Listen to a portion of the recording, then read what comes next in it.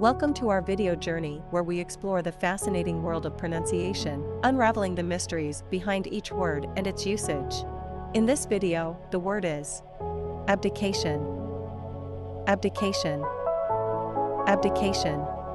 Abdication is a noun that refers to the act of formally renouncing or giving up a position of power, authority, or responsibility, especially a throne or a position of leadership. It describes the action of voluntarily stepping down from a position of power. Examples: 1. The king's abdication surprised the nation and led to a change in leadership. In this sentence, abdication is used to describe the king's surprising decision to relinquish his position as monarch. 2. The president's abdication in the midst of the crisis left the country in turmoil. Here, abdication refers to the president's resignation during a crisis, which had a significant impact on the country.